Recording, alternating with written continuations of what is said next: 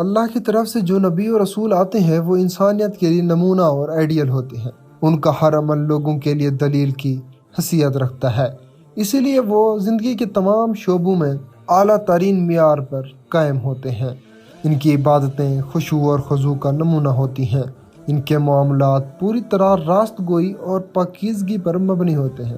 ان کی معاشرت حسن و سلوک اور سماج کے مختلف طبقے کے ساتھ اچھے برتاؤ، حقوق کی ادائیگی کی بہترین مثال ہوتے ہیں۔ وہ اخلاق کے اعلیٰ ترین سطح پر ہوتے ہیں۔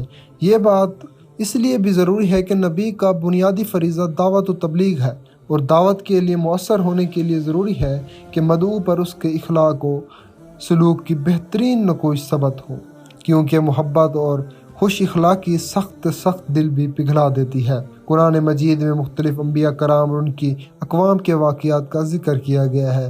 ان واقعات میں قومیں اپنے انبیاء کے ساتھ بدسلوکی اور بدزبانی کرتی رہیں، اور اس کے مقابلے میں انبیاء کی طرف سے انتہائی درجے کا تحمل اور بردباری اور خوش گفتاری کا ذکر ملتا ہے۔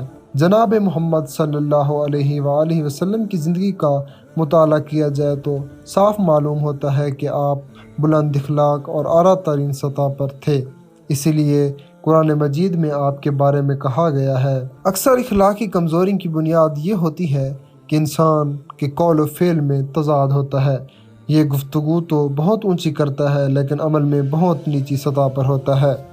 آپ کی زندگی میں قول و فعل کا تضاد بالکل نہیں تھا۔ آپ لوگوں کو جو بھی بات کی دعوت دیتے، آپ خود اس پر بھی عمل کرتے تھے۔ اسی لیے حضرت عائشہ نے ایک شخص کے سوال کا جواب میں فرمایا تھا کہ اخلاق محمدی صلی اللہ علیہ وآلہ وسلم کا خلاصہ یہ ہے کہ آپ صلی اللہ علیہ وآلہ وسلم سراپا قرآن تھے۔